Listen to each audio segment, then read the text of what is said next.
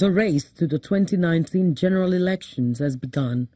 Over 90 political parties are fielding candidates for the various levels of government. As important as other levels of government are to the growth and development of the nation, all eyes seem to be on the presidential election, where whoever is elected will serve a 4-year tenure according to the dictates of the 1999 Constitution.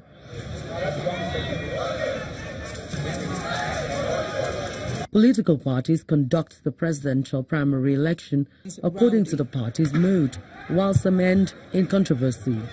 Yeah, there must be controversy because this is a human struggle. It's a struggle between human beings.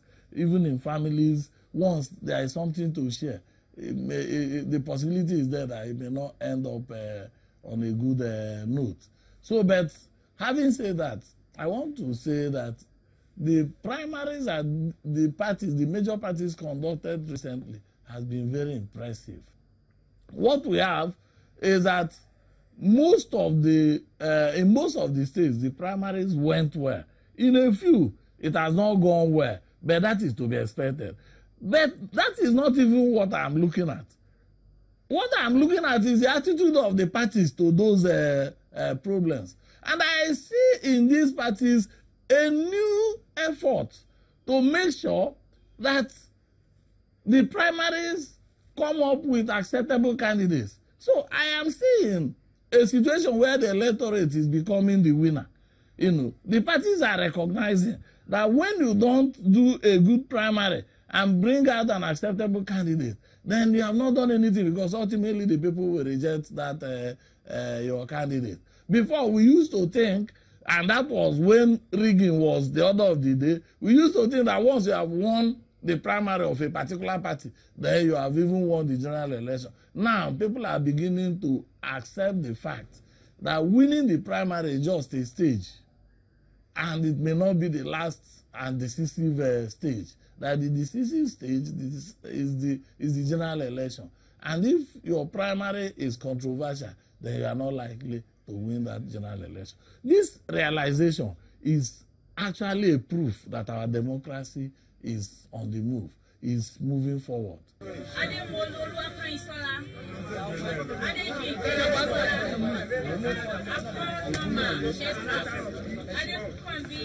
With reference to citizens' constant yearnings for good governance, millions of electorate who have registered with the electoral umpire have yet to collect their permanent voter's card.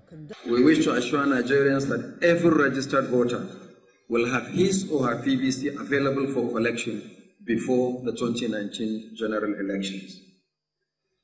The collection of PVCs will continue until 1 week to the 2019 general elections. We shall ensure that the process of collection is simplified with minimum inconvenience for citizens. We will also ensure that information about the collection of PVCs is widely disseminated. Already, we are partnering with the telecommunication companies to send bulk text or SMS messages to citizens for the collection of their PVCs. Today's meeting will also consider other options, including the devolution of collection to ward level. We, however, wish to restate the Commission's policy that no PVCs will be collected by proxy. Registered voters must endeavor to collect their cards personally. We are working hard to ensure that no PVC goes into the wrong hands. From the 91 political parties, about 20 have so far thrown up presidential candidates to vie for the 2019 elections. Promises of being a purposeful leader, tackling insecurity, restoring the economy, preaching infrastructural deficit, among others, are already on the lips of these candidates. That Nigerians are yearning for progress in the political system will evoke a strong debate. There's a distinction between people wanting to vote, people registering to vote, and people having voters card. There's a distinction. between these three and people having genuine yearnings and aspiration to change their polity. In my view, I think Nigerian people have been much more interested in voting for voting's sake than taking proactive actions to change the political situations of their country. That's to start with. Now, to go back to the latter part of your question, will they have change? I think the former part will teleguide us. If people are more interested in the rituals of the ballot box, without being interested in genuine political change, it is given that the political situation is not likely to change afterwards. That's what I think. That's what I know as at now, de facto. In every climb, whether developed or not so developed, people vote for a number of reasons. One of those reasons could be the political party as platform, that is the political party or political platform. Another reason could be the candidate. Of course, the candidate is usually the major reason why people vote, but the political party is also a very important reason why people vote. So in Nigeria, it cannot be different. Let me give you an instance. In the American election, many people voted or did not vote or voted one way or the other because of Donald Trump or because of Hillary Clinton. So what is happening here is not exactly out of the books. People are going to vote, and many of them are going to vote because of the political party platforms. Many others are also going to vote because of the candidates. The vote, they say, is the power of the electorate. But in most cases, since the country returned to democracy, issues of rigging, violence and manipulation of election results have taken its toll on the country's electoral system. Again, what I often call pillar to post probabilistic politicking, i.e., they move from one party to the other, from the other to the next one, always desperately too in search of having a political office.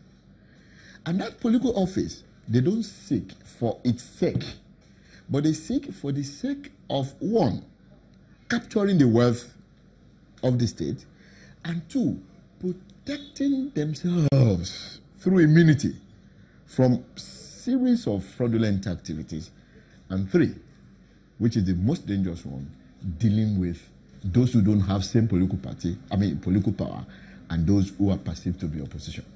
These are the three reasons Nigerian politicians move around from party to party, party to party. So what happens in most cases is that when politician A moves to party B with the hope and expectation that he is going to get ticket or not get ticket, and certain manifestations within the party make it impossible for that person to get what he expects to get, he becomes frustrated.